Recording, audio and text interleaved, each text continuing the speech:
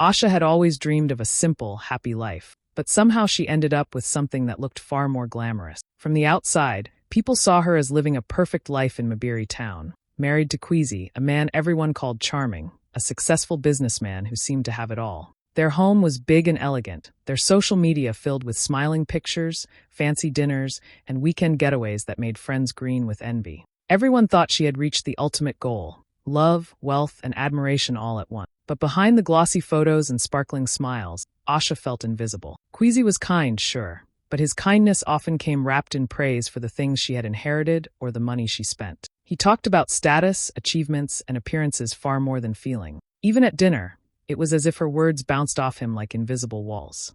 People assumed she was happy, but the truth was, she felt lonely in a house that echoed with wealth but not warmth. She tried to ignore it, telling herself that love could survive small cracks, that Kwesi's focus on success didn't mean he didn't care. Yet, every compliment on her outfit or social media post reminded her that what he admired most was the image, not the woman standing in front of him. It was a perfect marriage, on paper, but Asha couldn't shake the growing feeling that something essential was missing. Asha had always been close to her Aunt Thandi, an elegant, sharp-witted woman who had guided her through life's twists and turns. When she got the news that her aunt had passed away, Asha felt a heavy weight settle in her chest. Mama Thandi had been more than family. She had been a mentor, a confidant, someone who always saw the best in Asha. The grief was raw, but amid the sadness came an unexpected summons, a call from a lawyer in Lakoma, the capital city. Curiosity mixed with a tinge of worry as Asha traveled to the lawyer's office, wondering why she had been called. The moment she stepped inside, the lawyer greeted her with solemn eyes and handed her a thick envelope. "This belonged to your aunt," he said quietly. Her hands trembled as she opened it, expecting perhaps a letter, a photograph, or some small keepsake. Instead, she found documents that made her heart race. Asha was the sole heir to her aunt's entire estate. It wasn't just money. The inheritance included multiple businesses that spanned industry, acres of valuable land in prime locations, and offshore accounts that held millions. Asha couldn't believe it. $11 million.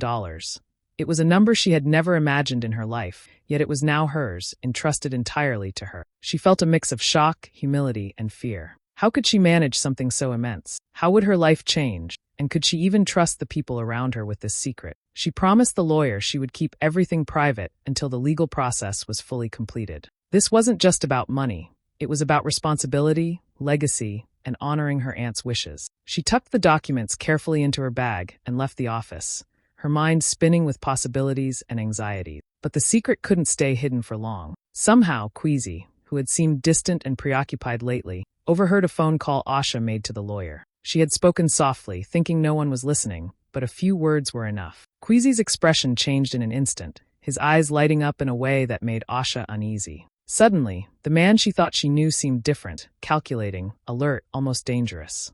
The rest of the day passed in a blur. Asha tried to act normal, but inside, she couldn't shake the feeling that her life had just shifted on its axis. Something had changed, and she had no idea that Kwesi's reaction to her newfound inheritance would set off a chain of events she could never have imagined. What was meant to be a quiet, private moment of grief and responsibility was now the beginning of a story that would test her trust, her heart, and her very survival. Days after the inheritance news, Kwesi's behavior changed, and not in a good way. At first, Asha thought he was just trying to be more attentive. He started leaving little notes around the house, flowers on her bedside table, and even cooked dinners she had never seen him make before. It felt like the old Kwesi, the man she had fallen in love with, had returned. But there was something off about the way he smiled, the way his eyes lingered too long, too calculated. One evening, over a candlelit dinner, Kwesi held her hand and said, "Asha, we should celebrate your luck. Let's go on a long road trip, just the two of us.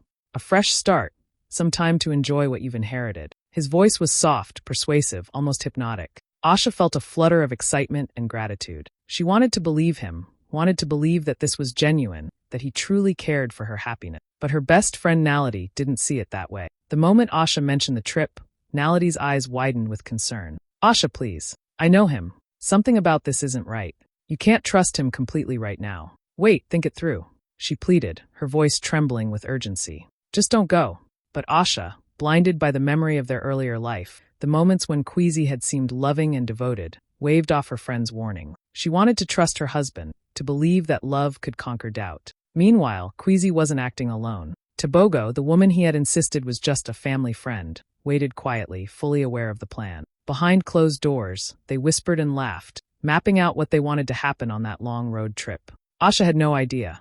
Every smile, every gentle touch, every romantic word was part of a carefully crafted lie. As the day of the trip approached, Asha packed lightly, her heart fluttering with excitement. She imagined scenic drives, quiet conversations, and moments of closeness that felt real. She didn't know that her trust was being weaponized, that the person she had given her heart to was planning something darker, something that would shatter her world. That night, as Queasy kissed her goodnight, she felt a spark of hope. She believed in love, in marriage, in the idea that the man standing before her truly cared. Little did she know that the honeymoon illusion was a trap, meticulously designed to exploit her vulnerability. And when they finally set out on that road, the adventure Asha imagined would turn into a nightmare she could never have foreseen. The road through Mbala Hills was quiet that evening, the kind of lonely stretch where the headlights seemed to swallow everything around them. Asha sat beside Queasy, trying to enjoy the scenery, but an unease had settled in her chest. Queasy had been unusually tense, his hands gripping the steering wheel tighter than usual. Then, out of nowhere, he snapped at her over something small, his voice sharp and accusing. Asha tried to calm him, her heart pounding. Without warning, Queasy slammed his foot on the accelerator. The car lurched forward, picking up speed far too fast for the winding mountain road. Asha's screams filled the car as he argued with her, his anger building, and the world outside became a blur. The tires screeched on the asphalt. Then came the first violent jerk as the car hit a loose patch of gravel. The vehicle flipped once, twice, and then tumbled end over end, metal crunching, glass shattering, until it finally came to a stop, upside down and twisted. When the dust settled, Queasy crawled out, coughing and covered in cuts and dirt, but far from seriously hurt. He fell to his knees beside the wreck, letting out choked sobs, making a show of grief as if his world had ended. Then, under the cover of a tree, he pulled out his phone and whispered into it. "It's done," his voice calm and cold. Tobogo's laughter echoed faintly through the line, confirming that their plan had worked. Emergency services arrived minutes later. The rescuers pulled the mangled car from the road and found Asha. She was motionless. The paramedics shook their heads and pronounced her dead at the scene. The world seemed to tilt as news of the tragic accident spread. Friends and family mourned. Queasy held the limelight, shedding tears that seemed real to everyone watching. But Asha didn't stay gone. Before the burial could take place, her body mysteriously disappeared. Only a few people would later know the truth. Someone had found her, beaten and broken, and taken her far away to recover. To the world, she was dead. To Queasy and Tobogo, their plan seemed perfect, their secret secure. And yet, Asha's survival, unknown to them, would soon turn their carefully laid scheme into a nightmare of exposure and revenge. On that silent highway, the crash was meant to be the end, but it was only the beginning. The very people who celebrated her death had no idea that she was still alive, waiting, watching, and growing stronger every day. The tragedy that everyone mourned was, in reality, the start of Asha's journey to reclaim her life and uncover the truth. Months passed after the crash, and life in Mbiri town seemed to move on without Asha. Or at least, that's what everyone believed. Queasy had remarried quickly, and the world watched as he tied the knot with Tobogo, the same woman he had always insisted was just a family friend. The news shocked friends and neighbors.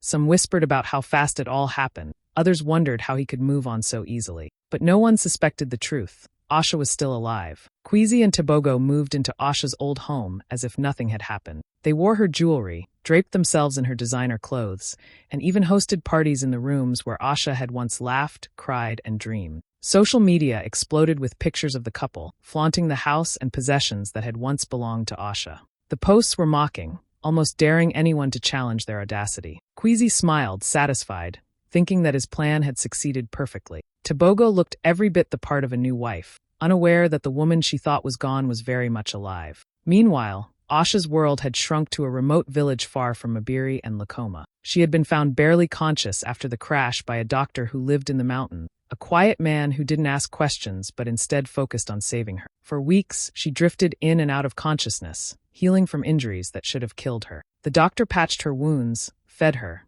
and allowed her the time to regain strength. She had no home, no husband, at least not the man she had once trusted, and nothing but the thought of justice to hold on to. During this time, Asha's mind was a whirlwind of pain, betrayal, and determination. She thought about Queasy's smiling face when he told her they were going on a trip, the argument on the highway, the crash, and his cold words to Tobogo afterward. Every memory fueled her resolve. She wasn't just going to survive, She was going to reclaim what was hers and make sure the people who tried to destroy her paid for what they had done. Despite the isolation, Asha stayed connected in small ways with the outside world. She learned of Kwezi and Tebogo's life in her home, their careless use of her possessions, and the whispers of her death that circulated online. Each post, each bragging photo, each social media update stoked a fire within her. She spent months regaining her strength, quietly planning her return. The world thought she was gone, buried in a tragedy that had left Kwezi free to move on. But Asha's survival was more than just a miracle. It was a chance to reclaim her life, her legacy, and ultimately her justice.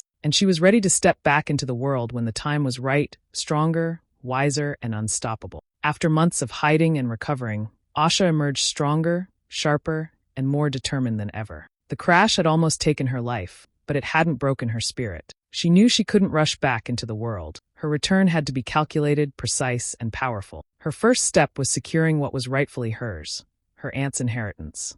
Partnering with Mama Thandi's lawyer, she worked quietly to finalize every detail. Businesses, land, offshore accounts. Everything her aunt had left her was now firmly under her control. With her resources secured, Asha turned her attention to Kwezi and Tebogo. She didn't act recklessly. She moved quietly, almost invisibly. She began buying up Kwezi's company debts piece by piece, gaining influence over the empire he thought he still controlled. She paid off the mortgage on her old home, taking it back without alerting them. She even acquired the land Tebogo flaunted online, the one Kwezi had assumed would keep them safe in their ill-gotten comfort. Each purchase was a quiet strike, a way of showing that power had shifted without them even noticing. Meanwhile, Tebogo remained careless and cruel. She posted mocking messages online, tagging Kwezi, and jeering at Asha's memory. She laughed at the world, flaunted stolen luxuries, and acted as if the woman they had tried to bury no longer existed. Asha watched silently, letting Tebogo's arrogance fuel her strategy. Every post, every insult, every careless brag made the moment of her return feel sweeter and more inevitable. Then came the unexpected invitation. A simple envelope, sealed with elegance, arrived at her temporary residence. Inside was a card minimalistic, with just 4 words written boldly, "From the woman you buried." It was an invitation to a charity gala in Lakoma City Hall. Asha read the words over and over, a slow smile spreading across her face. This was it, the stage, the moment to reveal herself, the perfect way to confront both Kwezi and Tebogo in front of the people who had watched and envied them. For Asha, the gala wasn't just about exposure, it was about reclaiming her life. She had survived death, reclaimed her wealth, and gained the upper hand. Tebogo had mocked her, Kwezi had plotted against her, but soon the world would witness their arrogance crumble. Asha felt a rush of calm power as she began preparing. She wasn't just going back, she was returning as someone transformed, confident, unstoppable, and ready to make the people who had betrayed her face the consequences of their actions. The invitation marked the beginning of the next chapter, a moment of truth, a dramatic confrontation, and a public return that no one could ignore. Asha's plan was set, and the countdown to the night that would change everything had begun. The woman they thought was gone was very much alive, and she was coming back on her terms.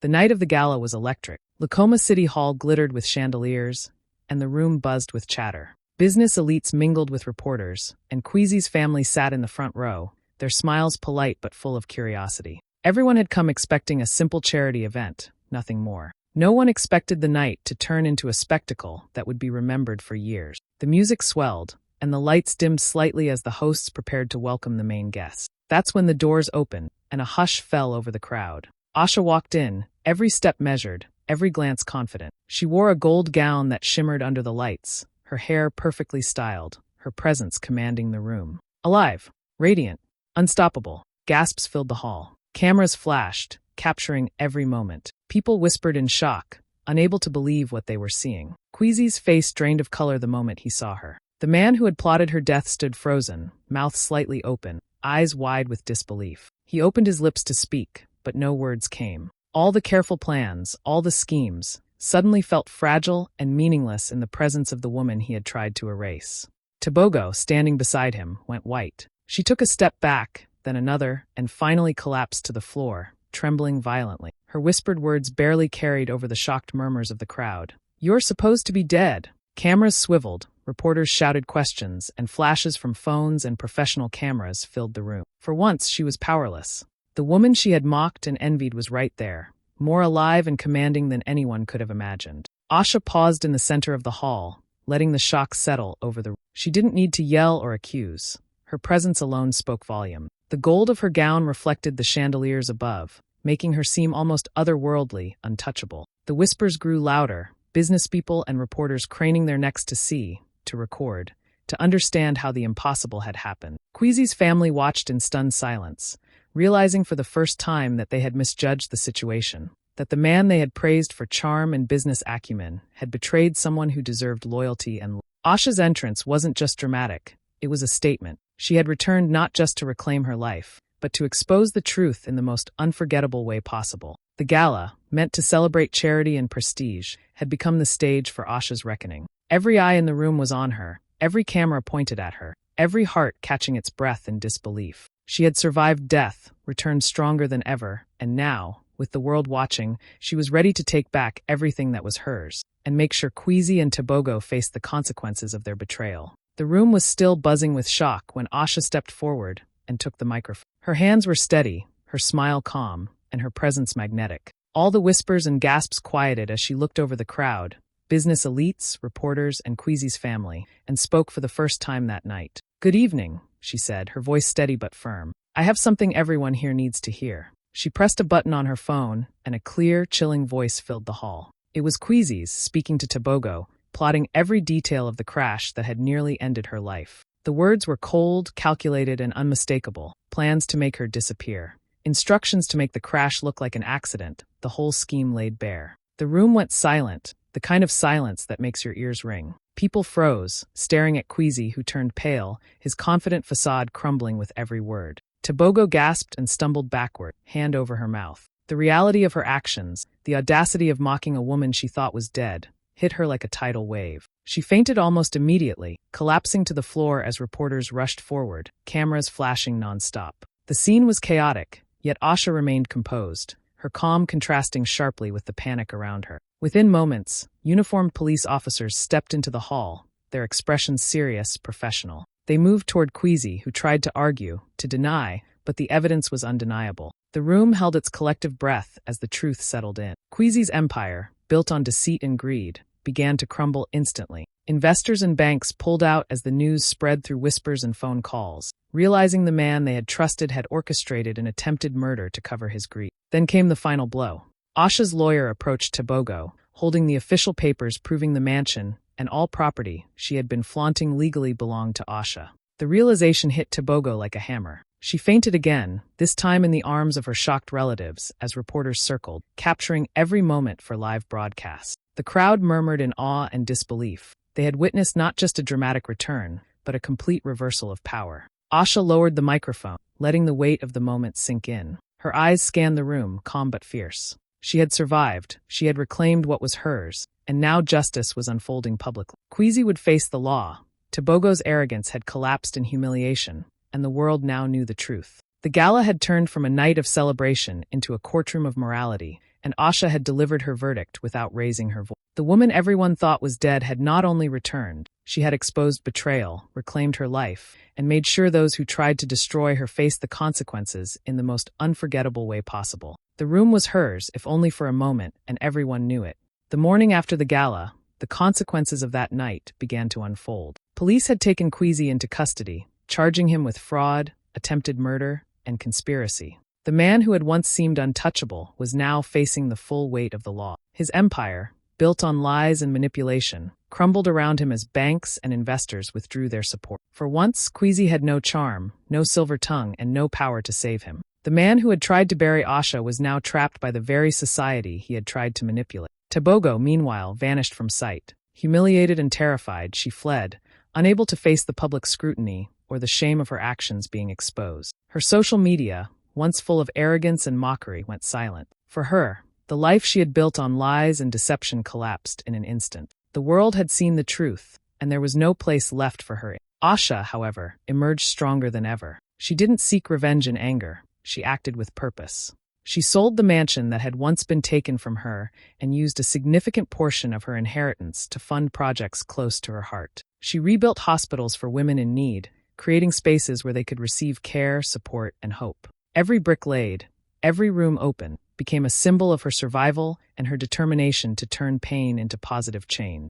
The media quickly picked up on Asha's story. Headlines everywhere read phrases like "the woman who came back from death" and "from tragedy to triumph." People were captivated not just by the drama of her return, but by the grace, strength, and intelligence she had shown throughout. She became more than a news story. She became an inspiration, a symbol of justice, resilience, and hope. Friends, family, and strangers reached out, sharing their admiration and support. Asha used her story to remind the world that survival wasn't just about living. It was about reclaiming one's life, standing up against betrayal, and using one's resources to help others. She didn't gloat over Kweisi's downfall. She let the law and truth do that. Instead, she focused on building, healing, and empowering. In the months that followed, her life transformed. She traveled, spoke at events, and continued to fund charitable projects, always mindful of the journey she had endured. The woman who had been left for dead had returned not with vengeance in her heart, but with a mission: to live fully, to honor her own strength, and to make a difference in the lives of others. The story of Asha was no longer just a tale of betrayal and survival. It was a story of triumph, a reminder that even in the darkest moments, strength, courage, and justice can prevail. She had survived death, and in doing so, she had shown the world the power of resilience and the sweetness of true revenge. Months had passed since the chaos, the arrests, and the public revelations. Life had settled into a quieter rhythm for Asha, one filled with purpose and reflection. On a warm evening, she stood by the sea in Mabiri, the waves gently lapping at the shore, the sky painted in shades of orange, pink, and gold. The horizon stretched endlessly, and for the first time in months, she felt a deep sense of peace. The salty breeze brushed against her face, carrying away the memories of betrayal, danger, and pain. A small crowd of locals and a few reporters had gathered, curious about the woman who had become a legend in their town. One reporter stepped forward, notebook in hand, and asked the question everyone wanted an answer to. How did it feel to face the man who tried to kill you? Asha paused, letting her gaze drift over the endless ocean.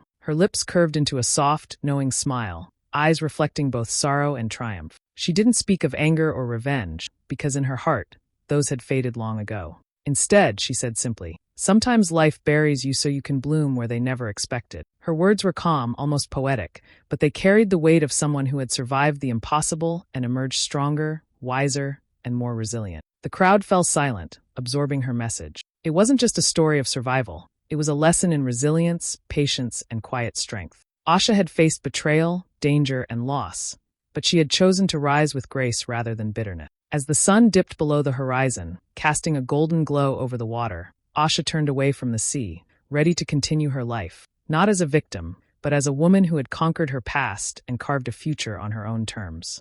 Her story spread far and wide, not just for the drama or the revenge, but for the hope and strength it inspired. In a world full of trials, Asha became proof that even when life seems to bury you, it can also give you the chance to bloom in ways no one expects.